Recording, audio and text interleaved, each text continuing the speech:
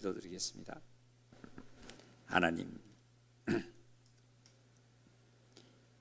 하나님께서 예수 그리스도를 보내셔서 우리를 사망에서 생명으로 구원하셨고 진리 가운데 거하기에 축복하신 하나님, 이 시간도 성령의 주님께서 우리를 인도해 주심에 이 시간 하나님께 정말 머리 숙여 기도드리며 입술을 벌려 찬양을 드리며 하나님의 말씀을 들어 깊은 마음 속에 역사하기를 원하오니 보내주신 성령님의 크신 은혜의 역사로 하나님 말씀을 믿음 안에서 듣게 하시고 입술을 벌려 아멘하며 찬양 드리게 하여 주시옵소서. 하나님께서는 하나님의 뜻대로 하늘나라를 이루시기를 원하시는 아버지 하나님, 정말 하늘나라의 온전한 사랑과 뜻을 이 시간을 통해서도 열매를 맺어가는 귀한 축복의 시간이 되기에 은혜 위에 은혜를 더하여 주시옵소서. 아버지의 귀한 축복이 더욱 넘치고 귀한 사랑을 더욱더 은혜 베풀어 주심을 믿사옵고, 이 시간을 성령께서 친히 강하게 역사해 주셔서 하나님의 온전한 뜻을 이루어 아멘하는 시간, 축복의 시간이 되게 하옵소서. 모든 말씀을 예수 그리스도의 이름으로 기도드리옵나이다. 아멘. 우리 오늘은 마태복음에서 보시겠습니다. 마태복음 21장입니다.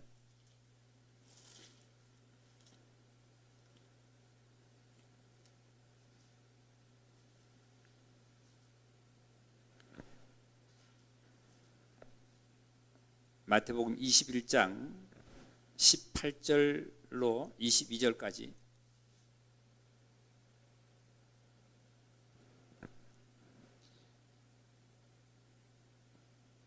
이른 아침에 성으로 들어오실 때에 시장하신지라 길가에서 한 무화과 나무를 보시고 그리로 가사 잎사귀 밖에 아무것도 찾지 못하시고 나무에게 이르시되 이제부터 영원토록 내가 열매를 맺지 못하리라 하시니 무화과 나무가 곧 마른지라 제자들이 보고 이상히 여겨 이르되 무화과 나무가 어찌하여 곧 말라나이까?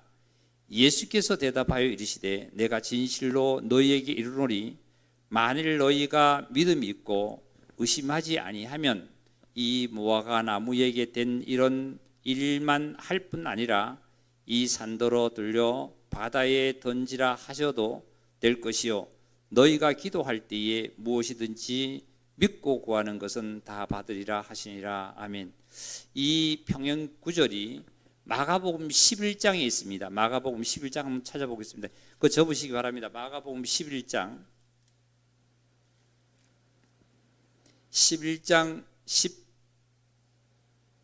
12절입니다.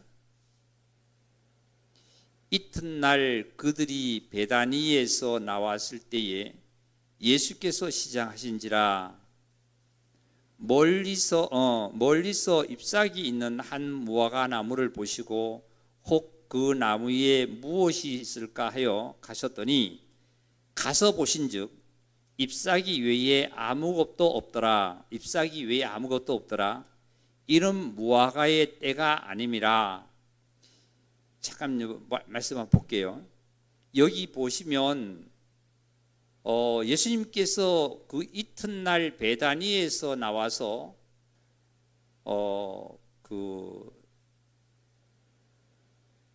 베다니에서 나와서 예루살렘 성으로 이제 들어가는 그러한 사건인데요. 그러니까 월요일입니다. 월요일 날 이제 해서 이튿날이니까 그 이제 다음 날이죠. 다음 날에 이제 예수님께서 무화과 나무를 보셨는데 무화과 나무를 보니까 잎사귀가 무성해서 가보니까 뭐가 없다 그랬냐면은 열매가 없어요. 열매가 없는데 그때에 뭐라고 얘기를 했냐면은 보세요. 23절 그 마지막에 보니까 잎사귀 외에 아무것도 없더라. 이는 무화과의 때가 아님이라. 이는 무화과 때가 아니라면서 그것은 마가가 이렇게 표현을 한 것은 무화과 나무의 그 열매를 보면 우리 그 저 하단에, 교회 하단에 보면은요, 열매가, 잎사귀가 나오면서 열매가 맺혀요. 그리고 잎사귀가 무성하면은 거기 안에 보면은 무화과가 굉장히 탐스럽게 많이 이렇게 익어 있거든요. 그러다가 잎사귀가 아주 무서워요. 따고 나면, 무화과를 따고 나면 얼마가 지나고 나면 또 작은 것들이 옆에서 또 이렇게 열매가 맺혀요. 다 그 열매가 처음에 수확을 한 것처럼 아주 풍성하게 그 열매가 탐스럽게 익는 건 아니지만은 그걸 보면 1년에 2번 정도가 무화과 열매가 맺는다고 봅니다. 즉 이렇게 보면은 무화과 나무에서 한 번 열매를 따고 나면은 또 다시 얼마 있다가 열리는 것이 아니라 계속 열리는데 무화과 잎이 이렇게 무성할 정도면은 열매가 안에 풍성하게 있어야 됩니다. 그런데 여기에 마가가 표현한 걸 보면 이렇게 있어요. 이는 무화과 때가 아닙니다 하는 것은 뭐냐면은 풍성한 열매가, 무화과 열매가 열리는 그 때보다도 다 수확을 한 다음에 풍성하게 많이 열렸을 때라기보다는 작게 열렸을 때라고 표현을 할 수도 있습니다. 그러나 다시 마태복음 어디로 넘어가냐면 마태는 표현하기를 때가 아니라고 얘기는 하지 않았습니다. 마태는 어떻게 표현했냐면 이렇게 표현했어요. 자, 마태복음 21장에 19절을 보겠습니다. 길가에서 한 무화과 나무를 보시고 그리로 가사 잎사귀밖에 아무것도 찾지 못하시고, 잎사귀밖에 아무것도 없다는 거예요. 찾지 못하시고 나무에게 이르시되 이제부터 영원토록 내가 열매를 맺지 못하리라 하시니 무화과 나무가 곧 말랐다. 말랐다는 것, 제자들이 확인한 것은 다음날 월요일 다음날 제자들이 그걸 확인하고 놀란 거예요. 그러니까 마가가 표현한 것은 그렇게 표현을 했다 할지라도 결론을 보면은 이 무화과 나무에서 무화과 열매가 있어야 됨에도 불구하고 무화과 열매가 없다는 표현이죠. 없다는 표현입니다. 이 성경상으로 유대인의 상징은 나무 중에 무화과 나무가 유대인들의 상징을 뜻합니다. 그 다음에 포도나무도 유대인들의 상징을 뜻하고, 그리고 또한 감람나무도 유대인들의 상징을 뜻하는 거예요.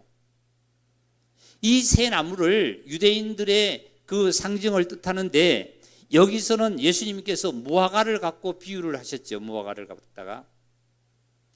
자, 이때에 18절 마태복음 21장 18절 전에 마태복음 21장 1절을 보면 예수님께서 예루살렘에 가까이 있을 때에 많은 사람들이 예수님을 정말 한호를 했어요. 그래서 예수님께서 건너편에 가서 나귀 새끼를 끌고 와라. 그래서 그 나귀 새끼를 끌고 온 이 나귀 새끼에게 많은 제자들과 많은 사람들이 옷을 벗어서 거기다 나귀 새끼다 얹고 길에 깔고 해서 호산나 찬송을 불러서, 그러니까 예수님께서 그 나귀 새끼를 타고 어디로 가시냐면은 예루살렘으로 입성을 하시는 거예요. 이걸 보면 예수님께서는 지금 나귀를 타셨다는 거예요. 나귀를 타시고 어디로 가시면 예루살렘으로 입성을 하신 거예요. 들어가신 거예요. 그리고 난 다음에 이제 12절 이하에 보니까 예루살렘을 성전에 들어가 봤더니 예수님께서 들어가셨더니 예루살렘에서 뭘 하고 있냐면 돈 바꾸고 비둘기 팔고 말이죠. 도둑들의 하는 소굴처럼 하고 있다는 거예요. 그래서 예수님께서 비둘기 파는 자와 돈 바꾸는 자를 다 내쫓으시고 하신 말씀이 내 집은, 하나님의 집은, 내 집은 만인이 기도하는 집이다 말이죠. 예수님께서 나귀 새끼를 타고 예루살렘에 입성을 해봤더니 예루살렘 안에서도 뭘 하고 있었냐면 돈을 바꾸고 비둘기 파고 아주 강도의 소굴로 생각해서 거기서 있단 말이죠. 그러니까 예수님께서 다 쫓아내셨단 말이에요. 자, 나귀 새끼를 타고 예루살렘 들어가고 나서 이런 일들이 생깁니다. 그 다음에 하신 말씀이 이제 예수님께서 예루살렘에서 나와서 어디에 거하시기를 원하셨냐면은 거기에 17절을 보니까 베다니에 가서 거기서 유하셨다 이런 말씀하셨어요. 왜 그럴까요? 원래 예수님은 예루살렘에 거해야 되는 것이 사실입니다. 유대인의 왕이잖아요. 하나님의 집이잖아요. 성전이. 그런데 거기에 계셔야 됨에도 불구하고 거기에 계실 수가 없어요. 왜 그러냐면 여우도 굴이 있고 공중에 나는 새도 깃들 곳이 있는데 인자는 머리 둘 곳이 없다는 말씀대로 예루살렘에 갔더니 지금 뭘 하고 있냐면은 뭐 하고 있다고요? 성전 안에서 매매하고 말이죠. 돈 바꾸고 비둘기 파는 사람들이 있다 이거예요. 그래서 예수님께서 강도의 소굴로 만들었다 하고 그 예루살렘에서 나와셔서 베다니 어디 있었냐면은 베다니라는 곳에 가서 유하셨단 말이죠. 그리고 나서 다시 이제 18절에 오늘 본문의 말씀에 보면 이른 아침에 성으로 어디로 예루살렘으로 성으로 들어가실 때에 시장하셨다 이런 말씀이세요. 들어오실 때에 시장하셨다. 이 시장하셨다는 말은 우리가 이 말씀 문맥 그대로 단어 그대로 내가 배가 고프다는 것을 갖고 있겠지만 이게 영적으로 말씀을 보면 시장하셨다는 이 말씀이 무언가가 예수님께서 마음에 흡족하지 못하셨다는 뜻을 갖고 있습니다. 어디가요? 어디가? 예루살렘이요. 흡족하지 못하신 것이에요. 그럴 때에 19절에 길가에서 한 무화과나무를 보시고 길가에서 이런 말씀하셨죠. 길가에서 길가라는 것은 마태복음 13장을 한번 펴보세요. 마태복음 13장입니다.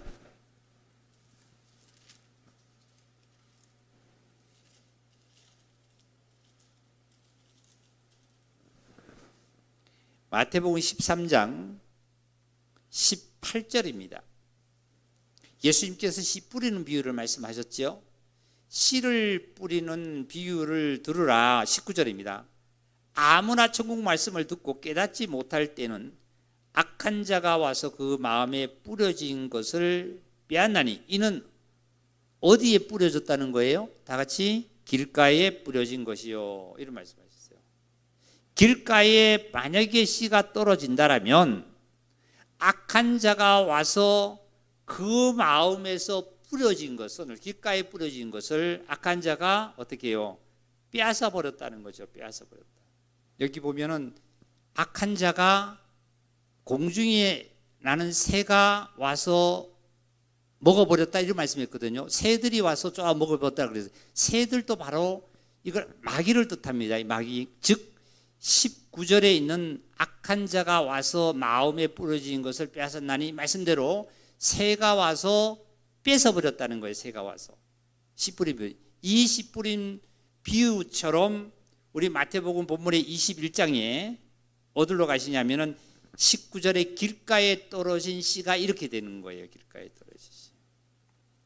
그래서 길가에서 한 무화과 나무를 예수님께서 보시고 성으로 들어가실 때 그리로 가사 잎사귀 밖에 아무것도 찾지 못하시고 나무에게 이르시되 이제부터 영원토록 내가 열매를 맺지 못하리라 하시니 무화과 나무가 곧 어떻게 됐다고 말라버렸다 이런 말씀이었어요. 곧 말라버렸다.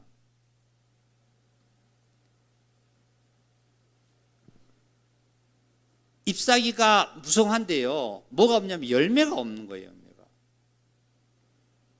그 잎사귀는 무엇을 뜻할까요?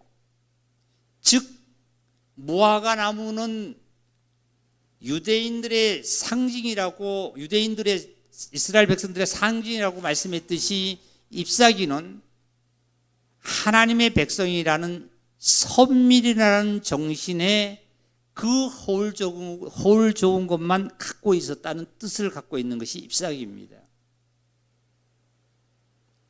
오늘날로 우리 형제자매들도 내가 구원받고 예수 믿는다는 이러한 만약에 어떤 자신들의 의가 자기에게 확 드러나 있는 것만 있다라면 ip사귀와 같은 거예요. ip사귀가 무성한 것 같은 거예요. 그런데 열매가 없다는 것은 이 열매는 하나님께서 뭐 하시는 거예요? 하나님께서 원하시고 기뻐하시고 하나님께서 뜻하시는 거지요. 즉 서두에서 말씀드렸지만 하나님께서는 예수 그리스도를 보내서 하나님의 나라를 이루시기를 원하시는 거예요. 우리를 죄악 가운데서 구원해서 하나님의 나라를 이루시고 하늘의 나라의 모든 것을 우리에게 유업으로 주시기를 원하시는 것이 아버지 하나님의 뜻입니다. 그런데 예수를 믿는 자들이라 한다 할지라도 이 하늘나라의 뜻을 이루는 것에 부합되지 아니하고 ip사귀처럼 무송하는 삶을 세상의 것으로 무송하는 삶을 살아간다라면 주님께서 무화과 나무를 어떻게 했냐면 저주했잖아요. 저주한 거예요. 이 열매는 하나님께서 그 무엇을 하나님의 그 뜻에 그 무엇에 부합되는 것을 얘기하는 겁니다. 그런데 ip사귀는 이스라엘 백성들이 유대인들이 하나님의 선민이라 하는 그러한 정신과 그러한 것만 내세우고 자신의 의만 내세우는 것을 갖고 있지요. 근데 무화과 나무의 잎은 우리가 창세기를 보면 창세기 3장입니다. 3장. 창세기 3장 7절입니다. 읽겠습니다. 이제 선악과를 따 먹은 겁니다. 아담과 하와가 선악과를, 이에 그들의 눈이 밝아져, 선악과를 먹은 다음에 눈이 밝아져서 자신들이 벗은 줄을 알고 무화과 나무 잎을 엮고 치마를 삼았더라. 자, 무화과 나무 잎을 엮어서 치마를, 사실은요, 무화과 나무 잎은 지금 말씀대로 유대인들의 선민이라는 그 어떠한 홀 좋은 것으로 자기 자신을 가리고 자기 자신의 의로 내세우고 사는 거예요. 그리고 이방인들을 어떻게 유대인들이 생각을 하냐면 이방인들은 아주 할례도 없는 자, 하나님도 없는 자, 너희는 무식한 자, 너희들은 제사도 없는 자, 예배도 없는 자 하고 아주 편견적으로 유대인들은 그러한 사상을 갖고 사는 자랬잖아요. 이 무화과 나무 잎으로 뭘 하냐면 치마를 했던 거예요. 치마를. 자기 자신을 의롭게 가려보고 자기 자신을 그것을 높여보려고 하는 거예요. 어떤 어머니는 예수님께 와서 기도하기를 두 아들이 있는데 이 두 아들을 한 명은 주님의 우편에 앉히고 한 명은 주님의 좌편에 앉혀달라고 얘기를 했어요. 구했습니다. 오늘 우리가 믿음을 가진 자라고 한다 할지라도 예수님 앞에 어떠한 세상의 부와 권력과 아니면 어떠한 그러한 자리를 요구하는 삶을 내가 구하면 안 되는 거예요. 예수님께서 그 요구 안 들어줬어요. 우리 지난주에 말씀을 듣기를 어떤 벗이 여행 중에 와서 떡 3덩이를 구했잖아요.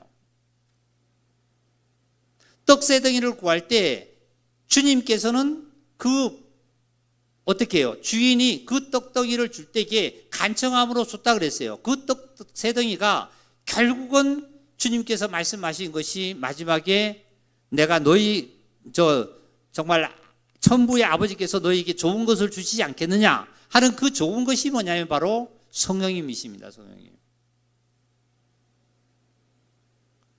믿음을 가진 우리 형제자매님들은 무엇을 구해야만 하냐면은 믿음으로 말미암아 성령님의 역사와 성령님의 이끌림을 받아 구할 때에 성령님의 이끌림을 따라 살아간다라면 내가 하나님의 뜻에도 합당할 것뿐만 아니라 세상의 이웃 사람들에게도 세상의 모든 자들에게도 합당한 우리의 삶으로 본이 되어서 하나님의 앞에 좋은 열매로서 칭찬이 되지 않겠습니까? 다시 본문으로 넘어가겠습니다. 마태복음 21장으로요.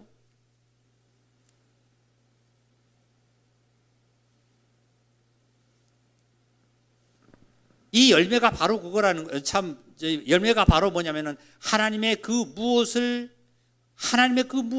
무엇으로 말미암아 기뻐 드리는 이런 열매예요. 그래서 갈라디아서 성령의 열매를 보면 9가지 열매가 있죠. 갈라디아서 5장에 있는 말씀이죠. 그죠? 사랑과 온유와 절제와 이런 열매들이 있습니다. 이런 열매들이. 이 열매를 맺힐 때 하나님께서는 기뻐하신다는 거죠. 그런데 이 열매가 맺혀지지 아니하고 뭐에 들어가 있냐면은 자기 소굴에 들어가 있어요. 보이지 않게 자기 소굴 속에서 어떤 것이 들어가 있냐면은 사단한테 잡혀서 평생 인생은 죽은 자에게 잡혀서 살다가 결국은 죽은 자에게로 돌아갈 수밖에 없는 것이 인생이랬지 않습니까?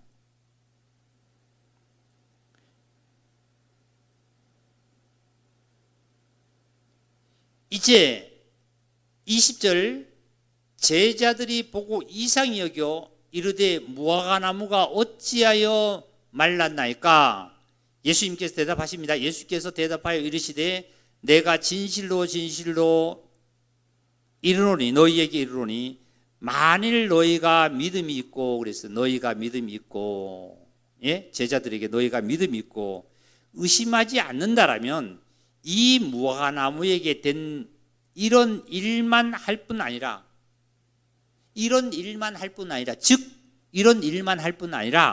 잘 들으셔야 됩니다. 이 말씀이 할 뿐 아니라 이 산더러 들여 바다에 던지라 하여도 될 것이요. 이 우리가 국어로 표현을 한다면 저 백두산을 들어서 저 동해 바다에 태평양 바다로 던져도 던진다는 그런 이해를 우리는 하실 수 있습니다. 그러나 하나님의 말씀은 영의 말씀이에요. 이걸 깊이 영의 말씀으로 깨닫지 않으면은 자꾸 우리가 그것을 불가능한 거로 생각합니다. 자 보세요. 여기 말씀 중에 예수께서 대답하셔서 내가 진실로 너희에게 이르노니 만일 너희가 믿음이 있고 의심하지 않으냐면 이 무화과나무에게 된 이런 일만 할 뿐 아니라 말이죠. 무화과나무에게 된 이런 일 어떤 일일까요? 실제로 무화과나무가 뭘 맺혀야 되는 열매가 맺혀야 되는데 잎사귀가 무성하다 그죠? 잎사귀가 그 잎사귀는 인간의 자신들의 의예요. 자신들의 의. 즉 유대인들의 뭐냐면은 선민이라는 자기의 의입니다. 의. 세상 사람들을 불신자들을 생각하지 않는다 하고 유대인들의 자기 의는 유대인들이 갖고 있는 건 뭐냐면 하나님은 우리의 하나님이고 우리가 예배가 있고 말이죠. 그리고 제사가 있고 나는 기도가 있고 나는 우리의 하나님이 있고 하는 이것을 갖고 있는 것이 나무의 잎사귀입니다. 그런데 실질적으로 유대인들이 무엇을 맺혀야 되냐면은 열매가 맺혀야 된다고 해요. 열매가. 그 열매가 하나님이 보실 적에 아름다운 열매가 맺혀져야 된다는 거죠. 오늘날 우리의 믿음을 가진 우리들도 유대인으로 혹 생각해 본다라면 유대인으로서 내가 허울 좋은 구원을 받았다. 나는 믿음을 가진 자다. 예수님을 믿는 자다. 나는 구원을 받은 자로서 나는 이렇게 됐다 하는 것을 갖고만 있고 열매가 맺혀지지 않는다라면 이거는 하나님 주님께서 하신 말씀대로 여기 말씀 그대로 보면은 우리를 어떻게 해요? 무화과나무처럼 마르게 할 수밖에 없는 말라질 수밖에 없는 거죠. 제자들에게 이런 것도 너희들을 할 수 있단 말이죠.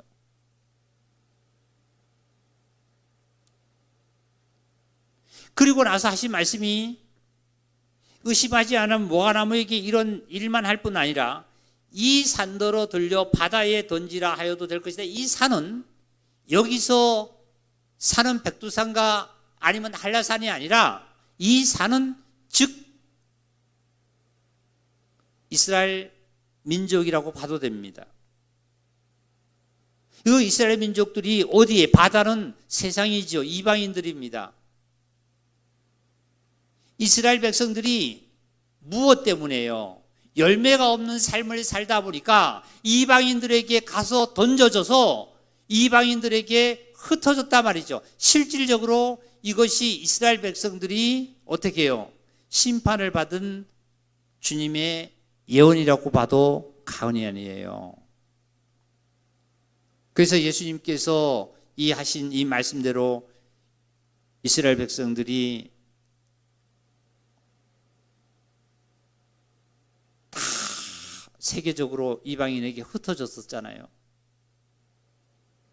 흩어져서 어떻게 해요? 이방인으로부터의 조롱거리가 되었고 짓밟히고 엄청히 그러한 고통 속에 살았었죠.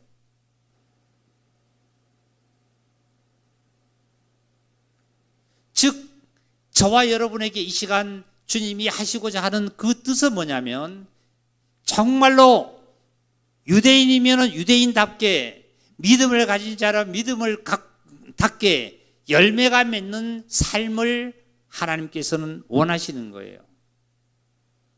그래서 22절에 보니까 너희가 기도할 때에 무엇이든지 뭐하고요? 믿고 구하는 것은 다 받으리라 하시니라. 이 믿음이라는 이 믿음은 주님께서 우리에게 제자들에게 요구하시는 거예요. 오늘날 저와 여러분에게도 이 순간 무엇을 요구하냐면 믿음을 요구하는 거예요. 믿음으로 말미암아 하나님의 예수 그리스도를 통해서 하나님의 온전한 뜻의 열매를 맺혀서 기뻐 영광 돌리는 삶이라고 할 수 있겠죠. 지난 우리 시간에 보니까 마가복음 16장 한번 볼까요?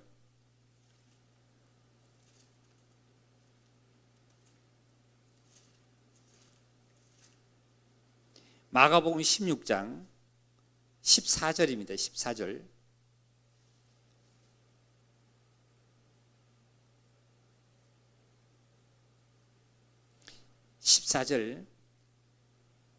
그 후라는 것은 예수님께서 부활하신 이후에 이제 그 후입니다. 11 제자가 음식을 먹을 때 예수께서 그들에게 나타나사 그들의 믿음 없는 것과 마음이 완악한 것을 꾸짖으니 이는 자기가 살아난 것을 본 자들의 말을 믿지 아니함이더라. 이런 말씀하셨잖아요. 이게 무슨 말씀이냐면 분명히 예수님께서 제자들을 3년 동안 데리고 다니시면서 많은 것을 말씀을 하셨고 많은 이적과 표적을 보여주셨고 많은 것을 나타내 주셨지만 이 제자들이 예수님이 십자가 지시고 무덤에 가신 이후에 예수님을 대면하지 못하다 보니까 그러한 가르침을 받았고 실제로 경험했던 것을 잊어버리고 현실로 돌아가 버리는 이런 사건들 속에 있는 거죠. 그래서 예수님께서 하신 말, 부활하신 그리스도께서 하신 말씀이 마음이 완악한 것을 예수님께서 그리스도께서 꾸짖으시고 나서 이는 자기가 살아난 것을 본 자들의 말을 믿지 않으셨단 말이죠. 즉 교회에서 우리 형제자매들의 믿음 안에서 열매의 말씀을 전해 들어도 우리는 믿지 아니하고 내 삶대로 내 형편대로 살아가는 이러한 삶을 살아갈 때에 우리는 하나님으로부터 꾸지람을 들을 때 너희 마음이 완악한 것이 아니냐 하시겠죠.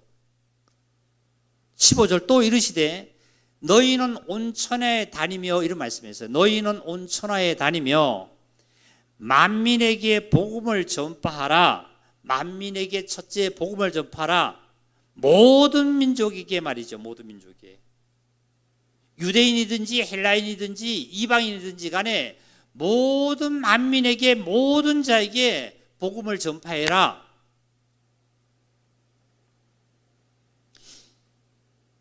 이제 막달라 마리아와 야고보의 여러 자들이 예수님이 부활하셨다는 소리를 없었다는 소리를 들었는데도 이 자들이 만약에 제자들이 안 믿었는데 이제 예수님이 직접 나타나셔서 말씀을 들었으니까 너희들은 이제 만민에게 가서 복음을 전해라는 거예요. 우리 성도님들은 이제 부활하신 그리스도를 직접 내가 만나셨고 영접하셨기 때문에 만민에게 첫째 복음을 전하는 것이 하나님이 기뻐하신 첫째 열매예요. 열매.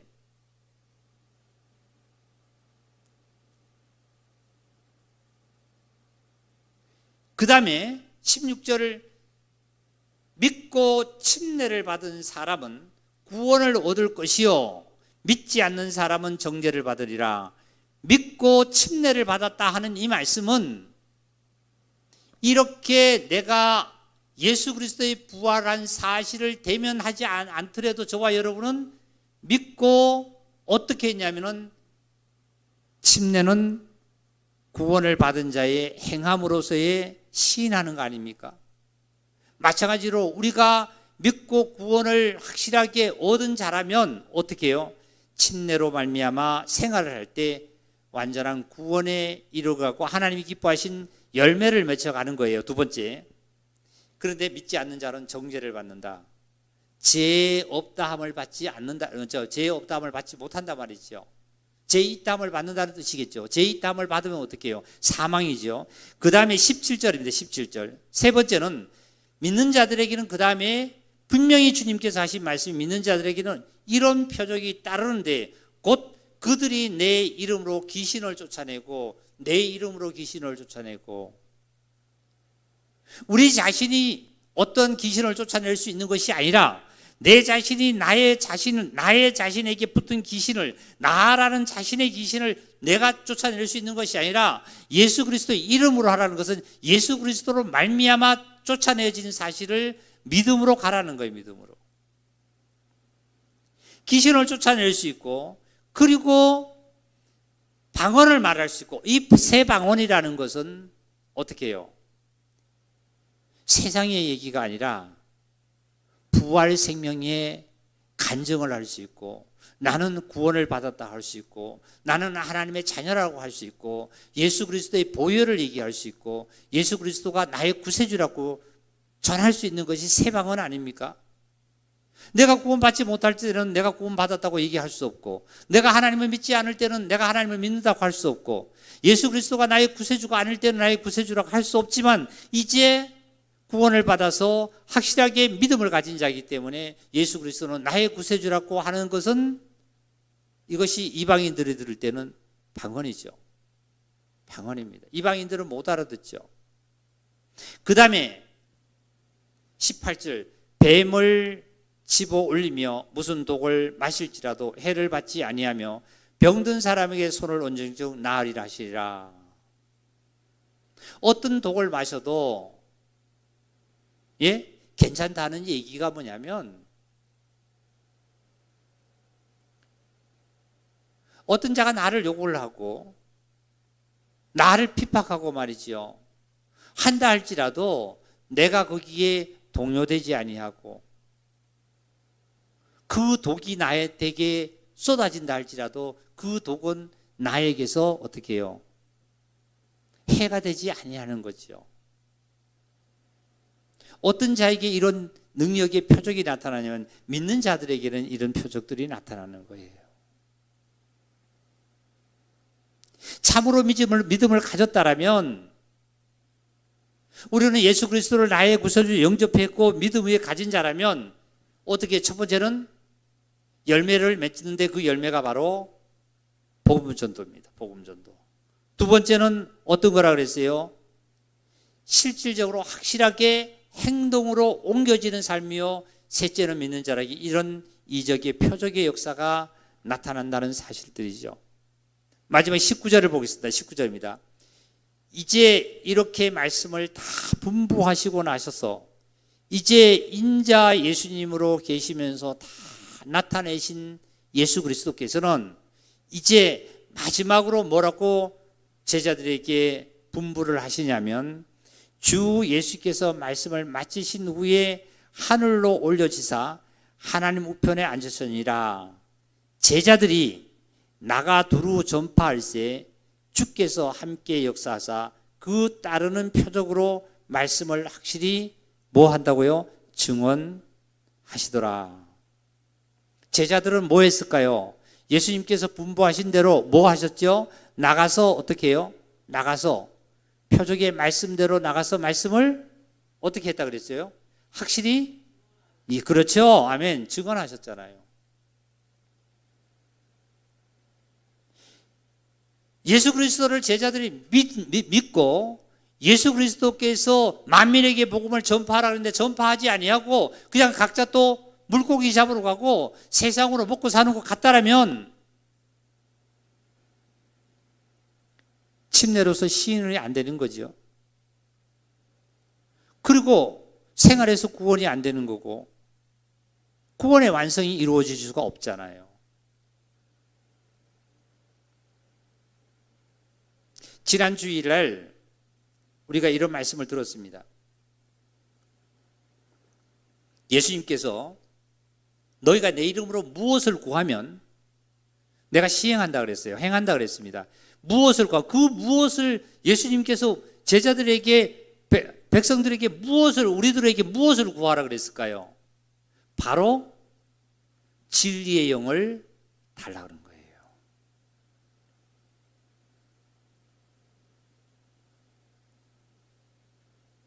그 진리의 영을 달라고 달라고 구하라고 예수님께서 말씀하시고 나서 내가 아버지께로 가서 아버지로부터 받아서 내가 다른 보혜사를 너희에게 보내준다 이런 말씀하셨죠. 다른 보혜사를 보여준다. 예수 그리스도께서 이미 보혜사십니다.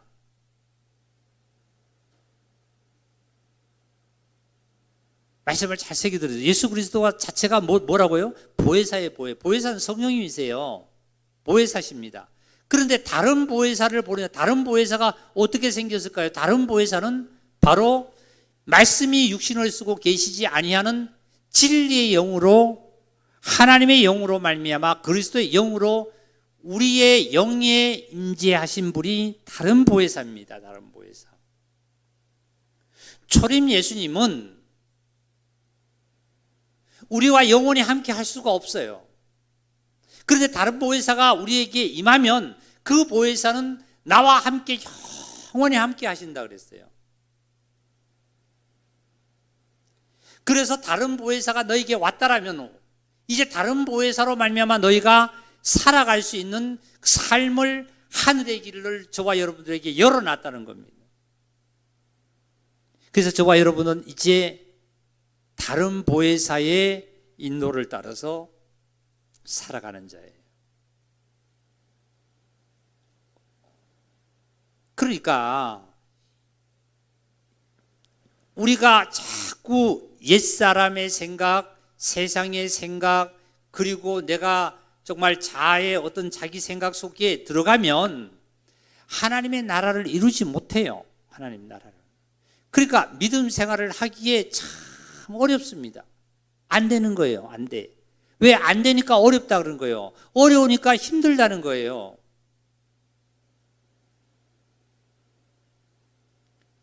다시 말씀드리면 성경은 하나님의 말씀을 기록하고 있는데 이 하나님의 말씀이 우리에게 가르친 것은 하나님의 나라를 이루시기를 원하는 거예요. 내 생각을 이루어가는 거 아니고 이 세상의 모든 것들을 이루어가는 게 아니라 하나님의 나라를 이루어가기 때문에 하늘나라의 뜻을, 아버지의 뜻을 아버지의 뜻대로 행하는 사람이 순종하고 따라갈 때에 하나님의 나라에 유업을 얻게 되어 있고 기업을 차지하게 되어 있고 하늘나라를 정말 내가 누릴 수 있는 삶을 갖는 거예요. 현실은 지금 춥잖아요. 내가 옷을 입어야만 합니다.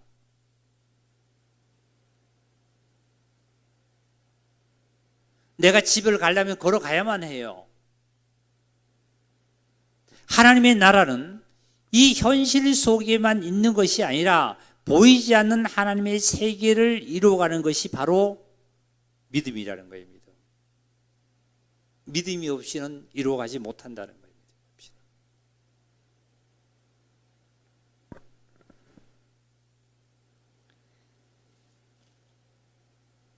아까 마태복음 21장의 그 우리 본문의 말씀 중에 이런 말씀이었잖아요. 너희가 믿음이 있으면 이 산을 들어서 저 바다에 던지라도 그렇게 되리라, 이런 말씀하셨어요. 실질적으로 뭐가 열매가 없는 자는 어떤 삶에 처해진다는 사실이냐면, 그리스도인들이 누구에게 짓밟힌다고요? 이방인들에게 짓밟힌다, 그 뜻이에요. 하나님의 나라에, 하늘나라에도 미치지 못하면서 이방 나라에서 가서 정말 잘 먹고 잘 살 것 같지만 이방 나라에서도 이방인들에게 짓밟힌다, 그 말씀이에요. 결국은 보세요. 유대인들이 구약 성경인 구약을 통해서도 보면은 하나님의 백성들이 어떻게 했어요? 열매가 없이 잎사귀가 무성할 때 결국은 이방인들에게 포로돼 가지고 그 고통의 생활을 살았지 않습니까? 신약에 와서도 예수님을 그리스도로 말미암아 믿음으로 내가 영접을 못함으로 말미암아 어떻게 됐어요? 전 세계에 흩어져서 엄청난 죽음과 고통 속에 살아갔지 않습니까? 저와 여러분은 무화과 나무로 비유를 한다면 어떻게 해요? 잎사귀도 우리가 없어서는 안 되잖아요. 잎사귀가, 무화과 나무에 보면 잎사귀가 있습니다. 잎사귀 있는데 잎사귀 사이사이로 뭐가 있어야 돼요? 열매가, 무화과가 아주 굵게 탐스럽게 익어 가야 됩니다. 익어 가야 돼요. 올해 우리 저기 하단에 있는 무화과 한번 올해도 좀 관찰하시기 바랍니다. 분명하게 무화과 열매를 보면 무화과 잎사귀가 나오면서부터 얼마 안 돼서 그 열매가 나오기 시작합니다. 아주 풍성히 익어요. 익고 난 다음에 그걸 따고 나면 안 열 것 같은데도 옆에 보면 조그맣게 다 열려 있어요. 또 열려요. 또 열려요. 그 열매가 없다라면, 무화과 나무에서는 열매를 따려고 하는데 열매가 없다라면, 잎사귀가 있다라면 아무 소용이 없잖아요. 그래서 예수님께서 그 무화과 나무를 저주했습니다. 이스라엘 백성들이 심판받을 예고를, 즉 어떻게 했냐면은 이 산을 들어서 저 바다에 던지라 할지도 너희가 된다, 이런 말씀하신 거예요. 이스라엘 백성들이 이렇게 예고를 한 거예요. 왜? 열매를 못 맺히면 너희가 이방인들에 가서 고통을 받고 이렇게 된단 말이죠. 이 예고예요. 그러니까 뭘 맺혀라? 다 같이 합시다. 열매를 맺는 삶을 우리는 살아야 돼요.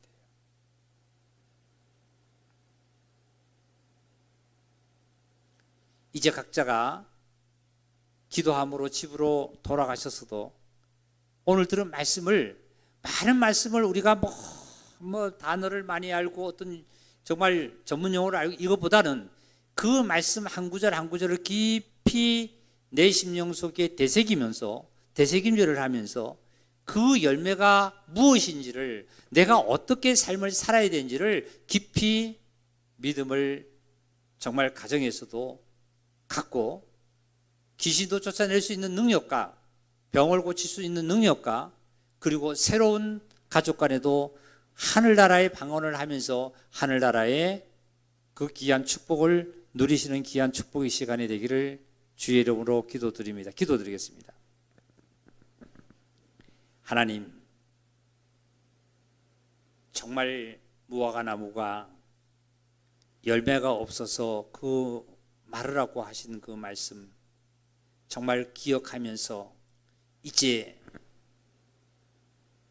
우리들은 다른 보혜사가 오셔서 친히 나와 함께 하시기에 다른 보혜사로 말미암아 성령님으로 말미암아 하나님께서 허락하신 열매가 풍성하게 맺혀져 하나님이 기뻐하시고 모든 자에게 근본의 본이 되는 놀라운 축복을 저희들에게 이 시간을 통해서 알려주셨습니다. 허락하셨습니다.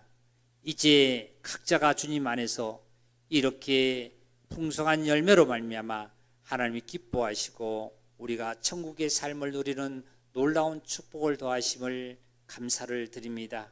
주님의 귀한 사랑이 더욱더 충만하게 저희들에게 역사하고 가정의 역사함으로 주께 영광을 드리는 놀라운 하나님의 가정임을 하나님 앞에 감사하며 우리를 구원하신 예수 그리스도의 이름으로 기도드리옵나이다.